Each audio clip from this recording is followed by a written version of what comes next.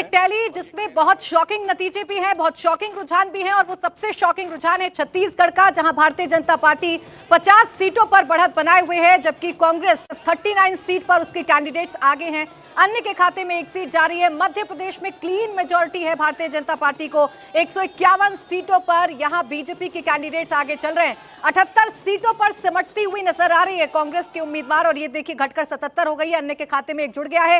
राजस्थान की अगर आप बात करेंगे तो राजस्थान में 114 सीटों पर बीजेपी ने बढ़त बनाई है, कांग्रेस ने 69 सीटों पर बढ़त बनाई है और 16 पर अन्य आगे चल रहे हैं। अभी जिस तरीके के रुझान है उसे देखकर यह कहा जा सकता है कि निर्दलियों की भी बहुत ज्यादा जरूरत भारतीय जनता पार्टी को नहीं पड़ेगी। अगर इसी तरीके के रुझान रहते हैं, अगर यही रुझान परिवर्तित होते हैं नतीजों में, तो ये कह सकते हैं कि बीजेपी क्लीन मेजॉरिटी के साथ आगे बढ़ रही है राजस्थान में भी, और मध्य प्रदेश में तो आप कह ही सकते हैं कि भारतीय जनता पार्टी ने अपनी जीत का परचम लहरा दिया है। और भारतीय जनता पार्टी के दफ्तर पर कैसा जश्न मनाया जा रहा है उसकी तस्वीरें भी आप लगातार टेलीविजन स्क्रीन पर देख रहे हैं। लेकिन अजय सर, क्या मध्य प्रदेश में सिंधिया की कमी कांग्रेस को खली है, और सिंधिया की कमी ने ही कांग्रेस को इतना पीछे किया है? पहली बात तो ये देखना चाहिए कि 5 साल पहले इन तीनों राज्यों में बीजेपी की हार हुई थी, तो 5 साल के बाद ये रोल रिवर्सल कर दिया। और लोकसभा चुनाव से पहले जहाँ तक सिंधिया का सवाल है, मुझे लगता है कि उनका जो प्रभाव वो एक लिमिटेड रीजन में है। ये जो लैंडस्लाइड विक्ट्री है, इसका ना तो उनको क्रेडिट दिया जा सकता है, ना अगर उस इलाके में कोई हारे तो डिस्क्रेडिट दिया जा सकता है। सिंधिया चाहकर भी कभी कांग्रेस को मध्य प्रदेश में जिता नहीं सकते थे, इस बात को कांग्रेस समझती थी।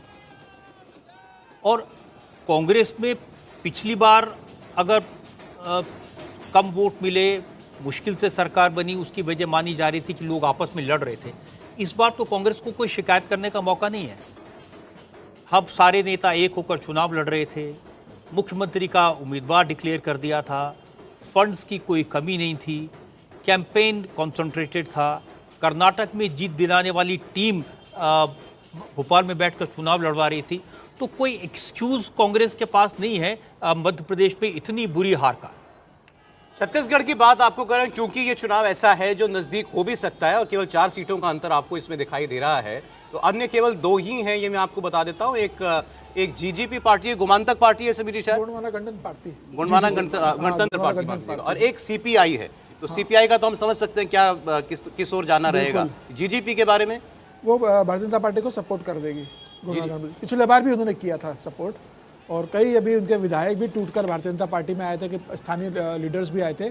तो जीजीपी भारतीय जनता पार्टी के पास चली जाएगी। फिलहाल बीजेपी 46 पर है, अभी भी हाफ वे मार्क के ऊपर आपको दिखाई दे रही है, लेकिन राजस्थान में बीजेपी की लीड कंफर्टेबल होती जा रही है। अब देखें कहाँ वो एक समय पर 100 के आसपास थी और 100 से नीचे भी 99 पर भी काफ़ी देर तक रही। अब 114 पर आपको कांग्रेस बीजेपी की टैली दिखाई दे रही है और 69 पर कांग्रेस पार्टी दिखाई दे रही है। अगर इनके अन्य की बात करें, अगर और कुशन बीजेपी को सरकार बनाने के लिए चाहिए हो, तो इसमें इंडिपेंडेंट 8 हैं इन 16 में से, जिसमें से हमने चर्चा की कई सारे हैं इंडिपेंडेंट्स जो हैं वो बीजेपी के हैं और खुद वसुंधरा राजे के करीबी समझे जाते हैं। इसके अलावा बीएपी जो आदिवासी पार्टी है उसके 2 हैं, बसपा के 3 हैं। ये तीनों बीएसपी की मायावती जो हैं वो ये खुलकर ऐलान कर चुकी हैं कि जो पार्टी सरकार बनाएगी हम उसका साथ देंगे। तो उस लिहाज से ये भी बीजेपी के लिए सर, अगर 114 सीटों पर बीजेपी की जीत का ट्रेंड कायम रहता है, तो फिर इन इंडिपेंडेंट्स का और इन छोटी पार्टियों का कोई बहुत ज़्यादा महत्व नहीं रह जाएगा। कुछ बातें जो कांग्रेस बार बार इस चुनाव में कर रही थी, वो एक कास्ट सेंसस का मुद्दा उठा रही थी सर बार बार। तो ये कास्ट सेंसस की बात करना, क्या अब यहाँ से कांग्रेस पार्टी को समझ में आएगा कि ये फलीभूत नहीं हो रहा है? दो चीजें हैं जिसको लेकर के बीजेपी में बड़ी पहले क्लैरिटी थी, कास्ट सेंसस नहीं करना है। लेकिन जब ये बात बिहार में उठी, पास हुआ, महाराष्ट्र में ये बात उठी, अन्य राज्यों में बात उठी, तो बीजेपी ने अपना स्टैंड चेंज किया। कहा कास्ट सेंसस सेंट्रल गवर्नमेंट करा सकते, राज्य नहीं करा सकते। दूसरी जो फ्री गारंटीज की बात थी, बीजेपी को ये भी लगा था कि इन इस तरह की स्कीम्स का, इस तरह की घोषणाओं का फायदा हो सकता है कांग्रेस को और दूसरी पार्टियों को। तो बीजेपी ने भी अब वो फ्री स्कीम्स वाली चीज़ इस्तेमाल की है। उन्होंने भी सस्ते सिलेंडर की बात की है, उन्होंने बहुत सारी गारंटीज की बात की है। तो ये 2 चीज़ें जिन पर उन्होंने कांग्रेस की लाइन समझने के बाद अपनी स्थिति थोड़ी परिवर्तित की है।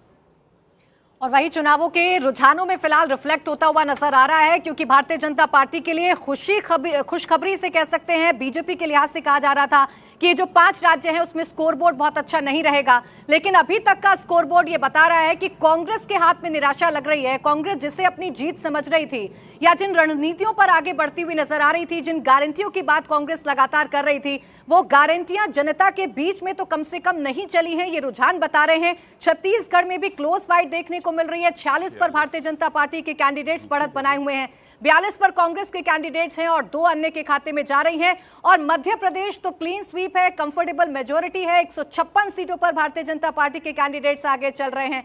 और देखिए, राजस्थान में इस वक्त बैठकें चल रही हैं, राजस्थान में इस वक्त मंथन चल रहा है, क्योंकि भारतीय जनता पार्टी अच्छा प्रदर्शन कर रही है। 115 सीटों पर बीजेपी के कैंडिडेट्स आगे चल रहे हैं। केंद्रीय मंत्री चुनाव प्रभारी थे राजस्थान के प्रहलाद जोशी। ಬಹುಮತದೊಂದಿಗೆ ಮುನ್ನುಗ್ತಾ ಇದೆ. ನಾವು ಮಾನ್ಯ ಪ್ರಧಾನಮಂತ್ರಿಗಳ ನೇತೃತ್ವದಲ್ಲಿ